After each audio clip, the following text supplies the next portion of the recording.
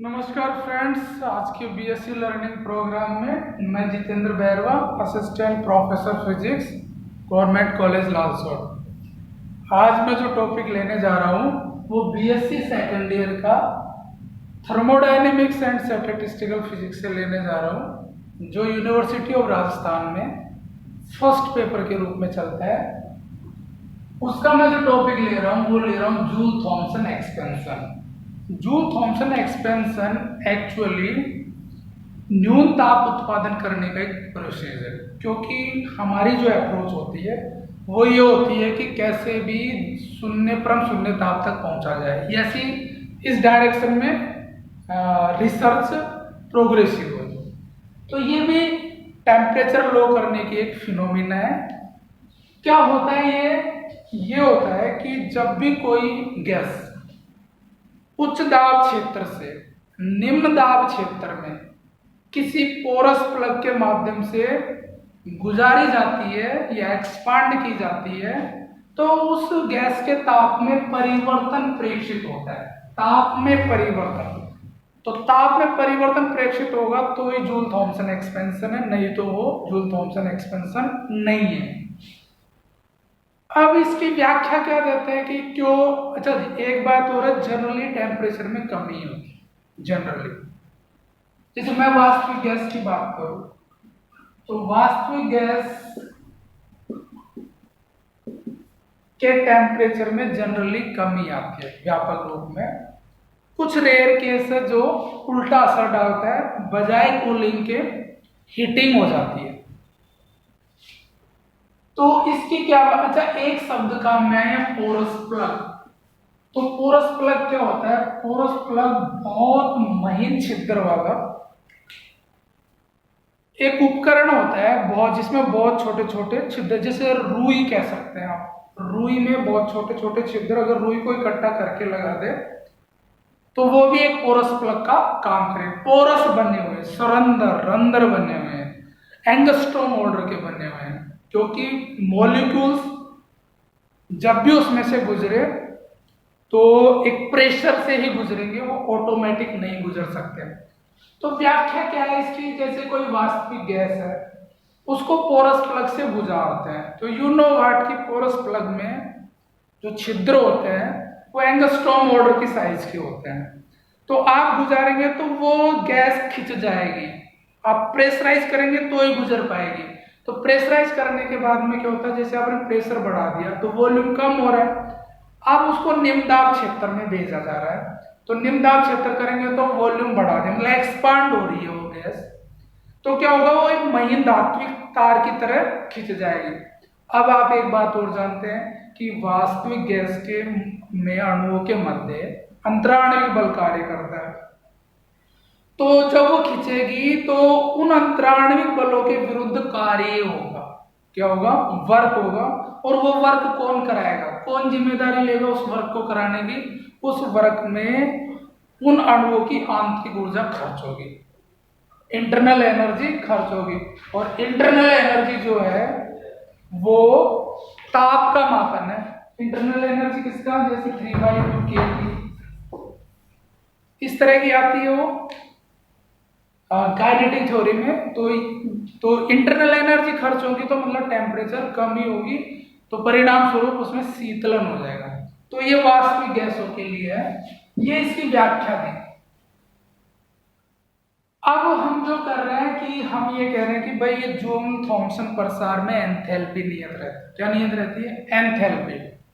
कुल सिस्टम की कुल एनर्जी क्या रहती है? कांस्टेंट। तो क्यों रहती है? उसकी क्या थ्योरी दी है?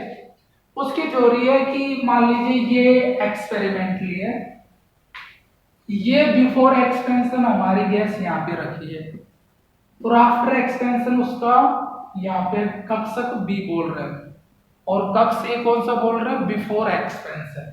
ये क्या है? Porous plug. पोरस प्लग में क्या है? महीन धातु, छोटे छोटे से क्या बने हुए हैं? पोरस बने हुए हैं, रंध्र बने हुए हैं, हॉल बने हुए हैं। तो P1 प्रेशर है एक्सपेंशन से पहले, V1 वॉल्यूम है गैस का एक्सपेंशन से पहले, और वहां पे जो थर्मामीटर लगा हुआ है वो T1 टेम्परेचर नाप रहा है। तो हम इस पोरस प्लग में से गुजार रहे हैं पिस्टन X और पिस्टन Y, फ्रिक्शनलेस पिस्टन है।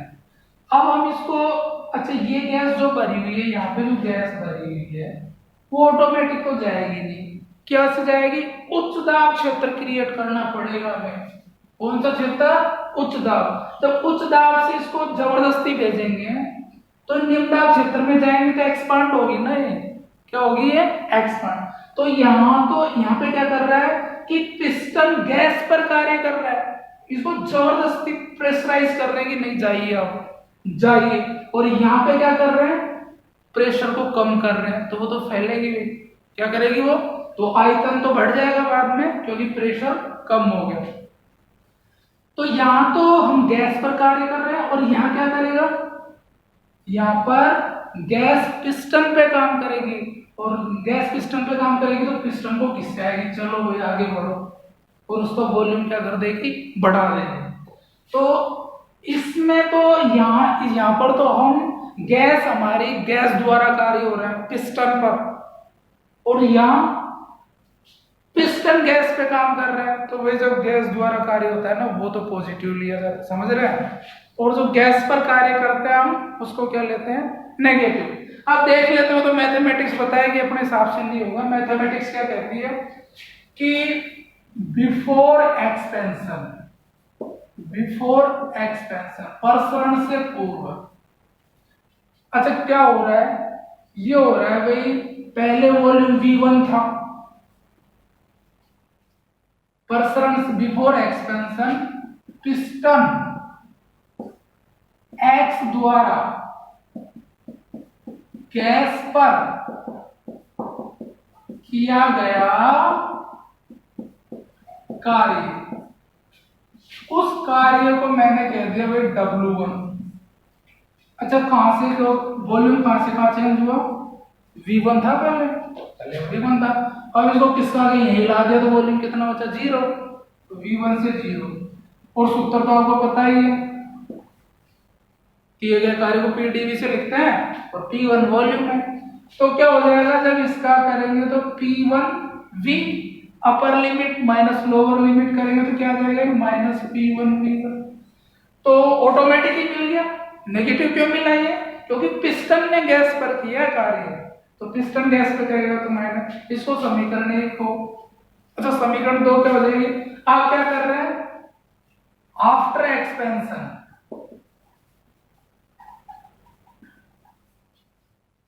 गैस द्वारा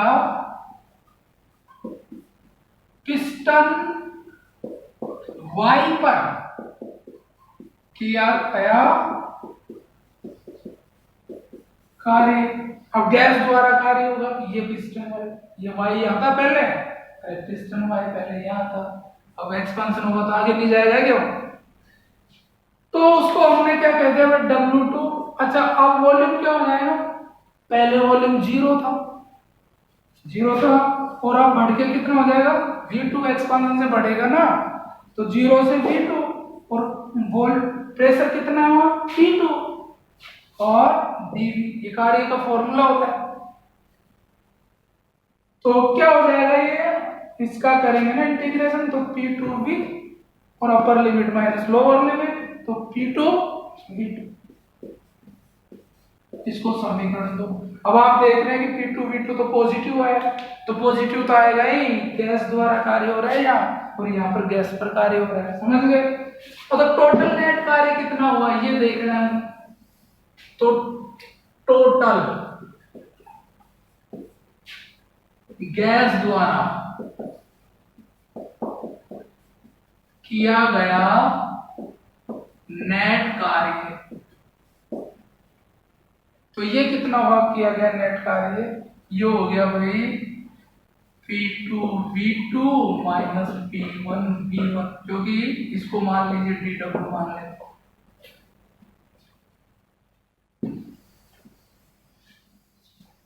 अब हम समीकरण 3 ऊष्मागतिकी के प्रथम नियम से लिख देते हैं। ऊष्मागतिकी के प्रथम नियम से। प्रथम नियम क्या कहता है कि dq is equal to du plus pdv। तो मान लीजिए पहले इंटरनल एनर्जी U1 थी और बाद में U2 हो गई, तो कितनी हुई वो चेंज कितना हो U2 माइनस U1, और किया गया कार्य कितना आ गया समीकरण 3 से P2 V2 minus P1 V1। ये अब आपको पता है ये जो जूल थॉमसन एक्सपेंशन किया जाता है वो उष्मारोधी पात्र में किया जाता है, मतलब सिस्टम बाहर से उष्मा ले भी नहीं और दे भी नहीं, तभी तो टेम्परेचर में अंतर देखेंगे।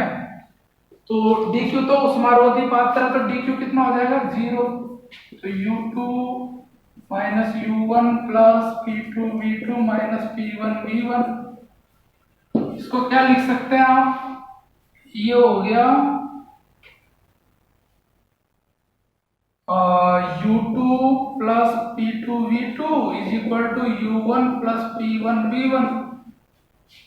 तो आप जानते हैं U प्लस PV को एंथैल्पी बोलते हैं। क्या बोलते हैं, एंथैल्पी। तो इसका मतलब क्या हुआ, U प्लस PV नियतांक होगी, अरे ये नियतांक होगी तभी तो ये बराबर आया, तो इसको क्या बोलते हैं, एंथैल्पी नियतांक। एंथैल्पी को H से रिप्रेजेंट करते हैं। तो ये तो सवाल ये भी आ जाता है एग्जाम में कि सिद्ध कीजिए कि जूल थॉमसन एक्सपेंशन में सिस्टम की एंथैल्पी नियत रहती है।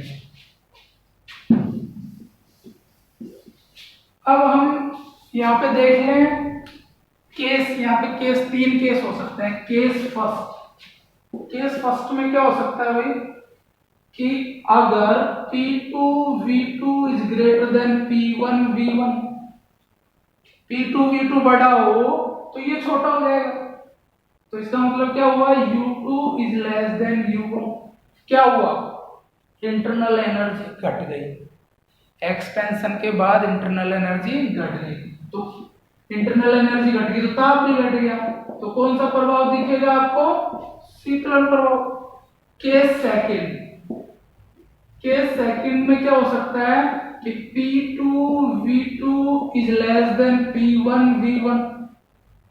अब P2 V2 को अपन ने क्या कर दिया, छोटा, तो इसको छोटा करोगे तो इसको बढ़ाना पड़ेगा तभी तो बराबर होगा, तो U2 क्या हो गया, बड़ा हो गया U1। क्या हुआ, U2 क्या है, एक्सपेंशन के बाद इंटरनल एनर्जी है और U1 एक्सपेंशन से पहले, तो इंटरनल एनर्जी बढ़ गई तो टेम्परेचर बढ़ गया, तो बढ़ गया तो इसमें क्या हो जाएगा, तापन प्रभाव प्रेक्षित होगा, तापन प्रभाव प्रेक्षित होगा। और केस थर्ड जो है वो क्या होगा कि P1 V1 बराबर P2 V2 हो, तो भैया U1 बराबर भी क्या हो जाएगा, U2। ना तो ताप में कोई परिवर्तन नहीं आएगा क्योंकि इंटरनल एनर्जी बराबर है, तो इस केस में नो जूल थॉमसन इफेक्ट, कोई जूल थॉमसन इफेक्ट नहीं मिलेगा। अब इसके आगे का डिस्कशन हम कल करेंगे। Thank you very